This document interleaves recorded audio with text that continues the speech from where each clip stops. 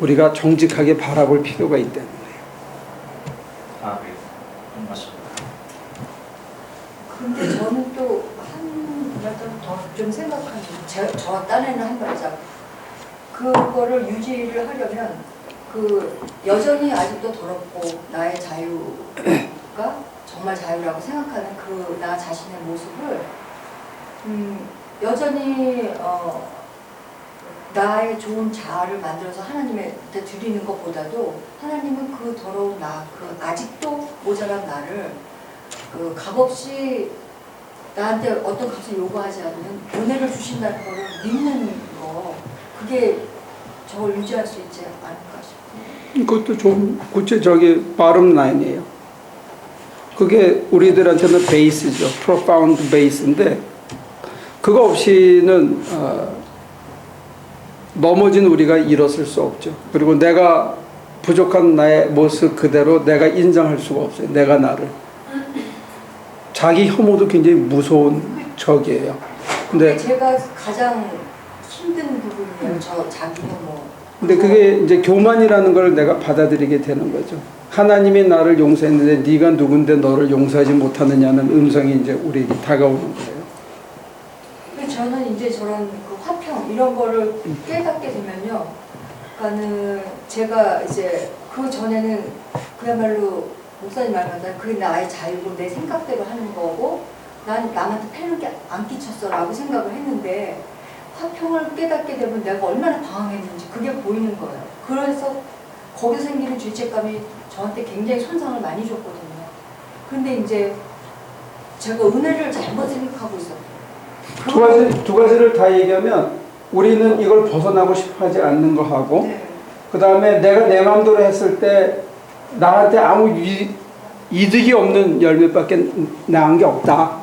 그걸 보는 게 중요하죠. 그리고 이런 세상도 있구나 함에도 불구하고 그 세상을 봤을 때 좋았지만 엄청 고통스러워요. 왜냐하면 지나간 내가 너무 방탕하고 더러웠고 그랬기 때문에.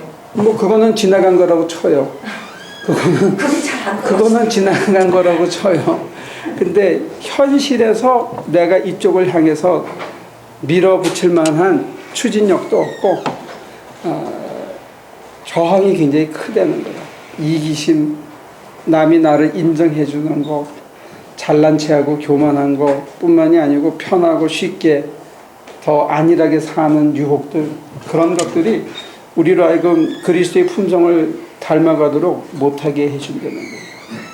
선교를 가서 또 남한테 큰 일을 한번 꽈당 할 때 은혜를 설교에서 은혜를 황창 받아가지고 어느 날은 되는 것처럼 보이지만 이게 바울 선생님이 얘기하는 믿음의 열매라고 얘기하기에는 우리가 너무 그렇지 않다는 거예요. 그럼 어떻게 해야 되느냐. 첫 번째는 이렇다 하는 거를 먼저 볼 필요가 있지 않겠느냐. 이게 제가 여러분들에게 던지는 챌린지입니다. 아니, 제 챌린지가 아니고 바울 선생님이 하신 얘기를 정리해서 제가 요약해서 말씀드리는 거예요. 그래서 바울은 오라 나는 공고한 자다 이런 아주 철저한 자기 성찰이 있었습니다. 나는 참 공고하다. 근데 여러분들이 착각하지 말아야 되는 거는 기도 좀 하고 은혜 받으면 내가 금방 이렇게 될 거다. 아니다는 거예요. 열매는 그렇게 하루아침에 맺혀지지 않습니다. 열매라는 말이 얼마나 이게 뉘앙스가 있는 말입니까? 1년에 열매는 많은 경우에 2번, 보통은 1번. 여러분과 제가 일생에서 이걸 언제 열매를 맺어요? 몇 번? 이게 문제입니다. 이게 생각처럼 만만치 않은 거라는 거예요.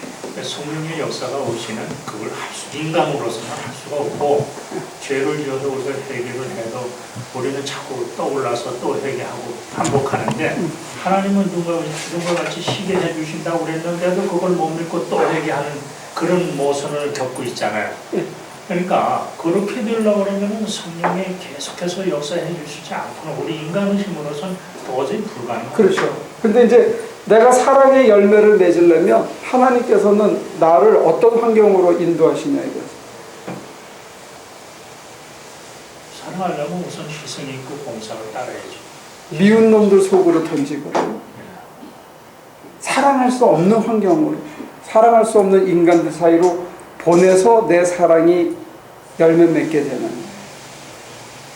가장 단 과일들은 가장 드라이한 데서, 가장 뜨거운 데서 맺히거든요. 희락, 즐거움 좋잖아요. 무슨 일을 만나서 허허 웃고 늘 웃는 얼굴로 있으면 얼마나 좋아. 근데 웃는 얼굴이 언제 빛이 나요? 승질나고 괴롭고. 아까 화평 얘기했는데 별로 웃을 만한 환경이 안 되거든, 마음이. 근데 한번 들여다봐도, 자기 속을 들여다봐도 눈 뜨면 괴로운 것들 투석인데 눈을 감으면 그냥 편해. 그러면 이 편한 것을 확인하려면 하나님께서 우리를 어디로 보내느냐? 골치 아픈 환경으로 보내는 거예요.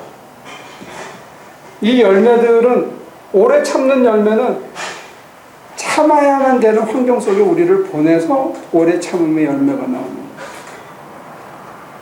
이게 문제입니다. 이제 뒤집어 보면, 이걸 잘 곱씹으면 내가 지금 처해 있는 상황에서 하나님께서 특별히 이 9가지 열매 중에서 줄여서 9가지를 했는데, 오늘 지금 나한테 이 9가지 중에 뭘 주시기 위해서 지금 나한테 괴로운 환경을 주셨다 하는 게 떠오릅니까?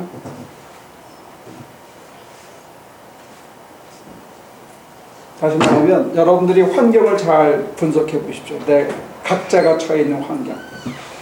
그러면 그 환경에 반대되는 거. 그걸 내 속에 열매 맺기 위해서 나한테 그런 환경을 주신 거예요. 베이커스필드에서 나는 대추는 거의 주먹만 해요.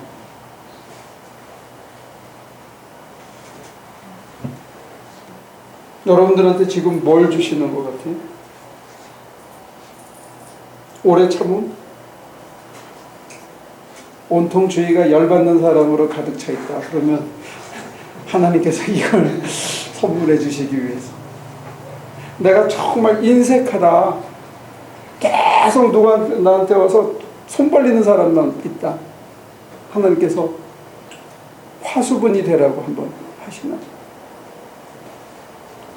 그러면 아까하고는 다르게 보입니다. 세상이. 세상이 다르게 보이는 그것을 바울 선생님은 요렇게 넘어가는 과정을 십자가에 못 박아가지고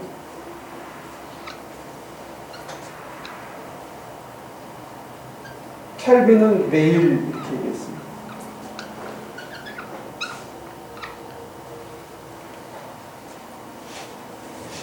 자기를 십자가에 못 박지 않고는 자기 주장이 있으면, 그래서 제가 여러분들이 뭐 한다 그러면 잠깐 서두르지 마라 하는 얘기는 뭐냐? 먼저 자기를 십자가에 못 박은 다음에 듣고 하려는 거예요.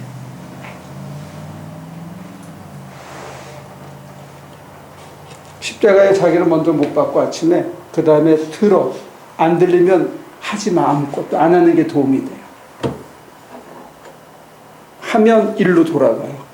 금세. 자기 상식으로 자기 IQ대로 가면 일로 돌아가요. 하늘 아니라 하늘 3층천 꼭대기에 올라갔다 와도 십자가에 못 안 박는 순간에 일로 돌아가요. 그게 우리예요.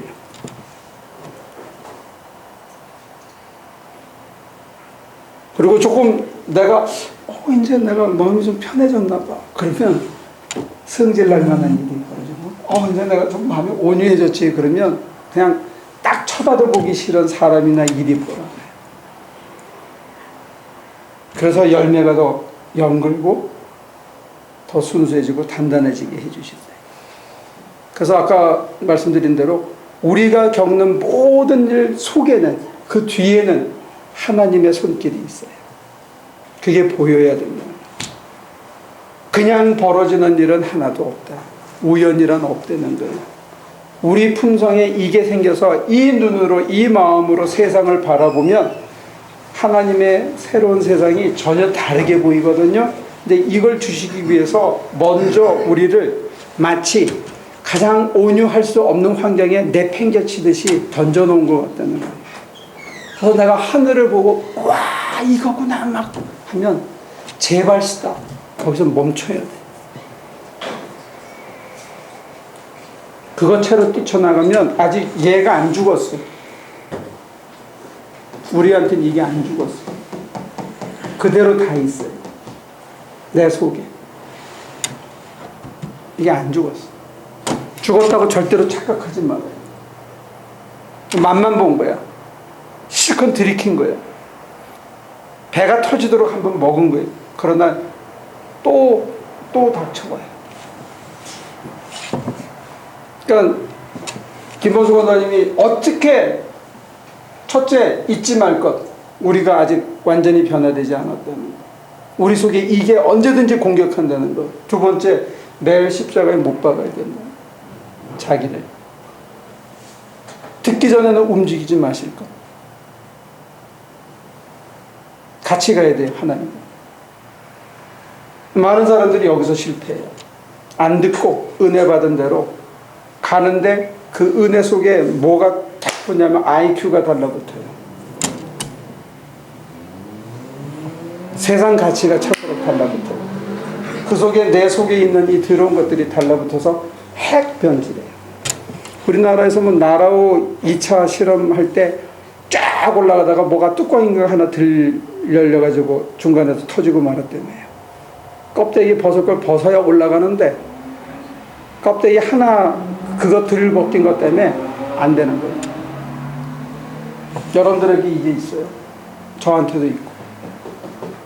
이거 다 철저히 십자가에 못 박기 전에는 일로 안 넘어가요. 한 번 맛봤다고 내가 이런 인간으로 완전히 변했냐? 아니에요. 그래서 베드로가 그랬대잖아요. 닭을 키웠다고. 그래서 닭 장사를 했대잖아요. 전설에 의해서. 닭이 올 때마다 가슴을 치면서 내가 주님을 배신한 놈이지. 그건 저기 십자가에 못 박은 놈이인데 그래서 기도하고 성경 보고 그런가요? 저는 성경 안 봐도 좋은데요. 너무 많이 보잖아요. 사실 주일날도 여기서도 보고 예배당에서도 보고 수요 공부도 보고 하니까 성경은 그만 보고 기도는 매일 하면서 살면서 이렇게 해야 돼요. 살면서.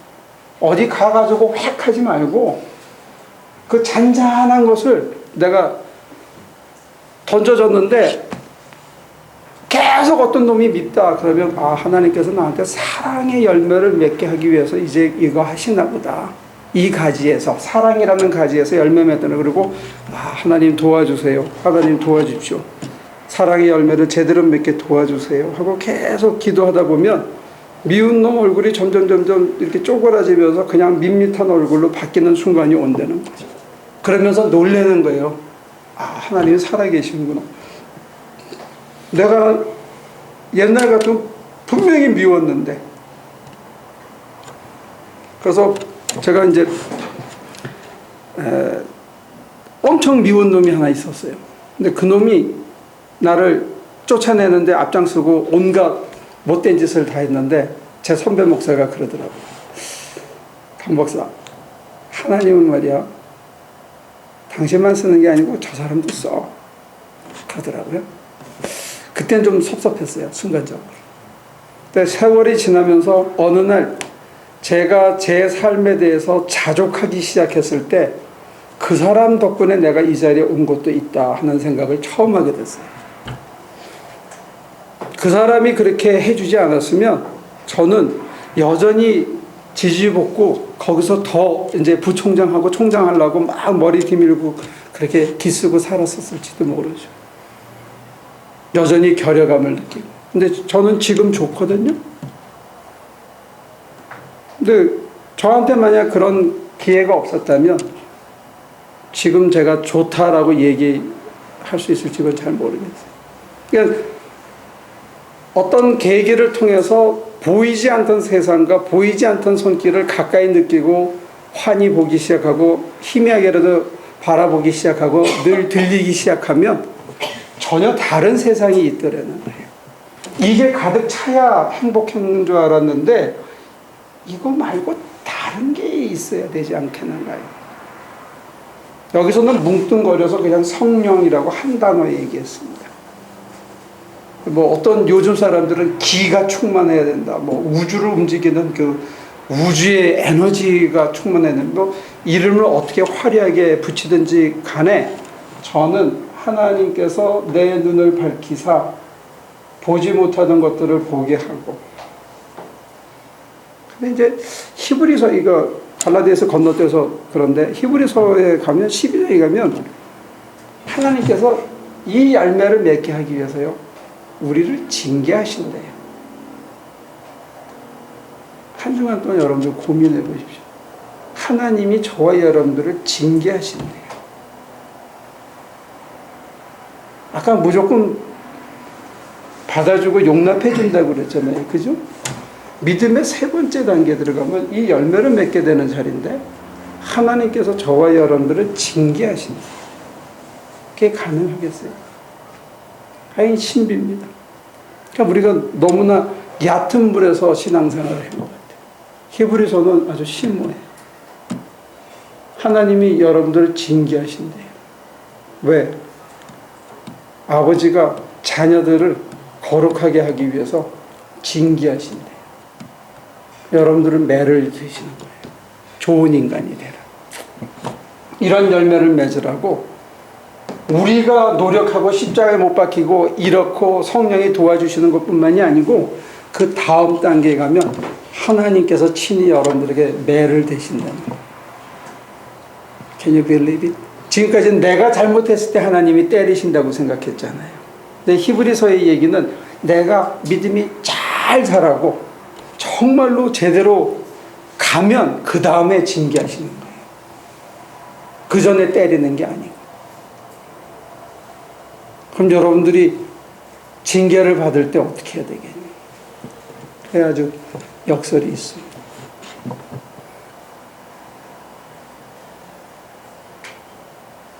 신앙의 세계는 참 심오해요. 우리가 뭐라고 대답하기는 참 어렵습니다. 근데 바울 선생님이 얘기한 이제 결론은 이런 거죠. 이거 참 어렵습니다. 십자가에 못 박힐 때 주님의 모습이 어땠죠?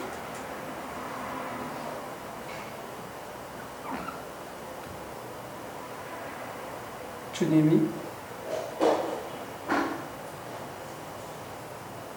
매달리실 때 여기 시계 차고 여기다가 제 주머니에 있는 삼성 갤럭시 S2 그다음에 가방에 이렇게 그다음에 여기 주머니에 비자 카드, 마스터 카드 좀 넣고 이렇게 매달린 게 아니거든요. 주님께서 달리실 때 어떻게 달리셨는가요? 전설에 의하면 발가벗고 달렸다고 되어 있어요. 우리는 거기다가 이렇게 가리죠. 성상에. 근데 로마 시대의 풍습에 보면 아무것도 걸치지 못하게 되어 있어요. 이게 십자가에 못 박혀납니다. 우리들은 뭔가 가지고 박히기를 바라요.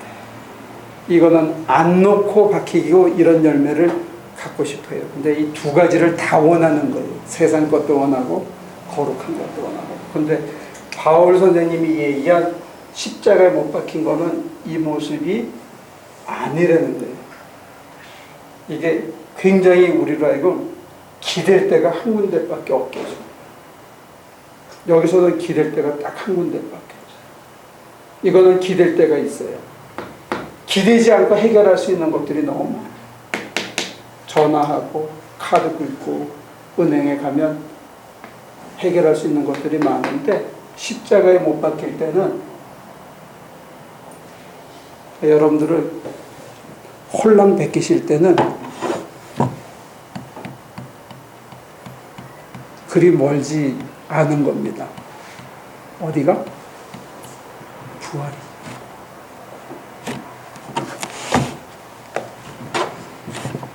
기도할게요. 완전 무장 해제시키시고 벌거벗기신 다음 십자가에 매달아서 치욕을 주실 때, 얼굴을 제대로 들 수 없을 때 주님은 오히려 하늘을 향해 저들의 죄를 사하여 달라고 기도하셨고, 땅에서 살아 숨쉬고 있는 어머니에게, 또 그 어머니를 위해서 사랑하는 제자에게 너의 어머니라고 부탁하셨습니다. 그리고 아버지께 내 영혼을 부탁합니다 하고 마지막 기도를 올렸습니다. 우리가 매일 그렇게 십자가에 달려야 된다고 하는데, 신앙생활 하면서 그런 차원을, 그런 일상을 잊고 살 때가 너무 많았음을 회개합니다.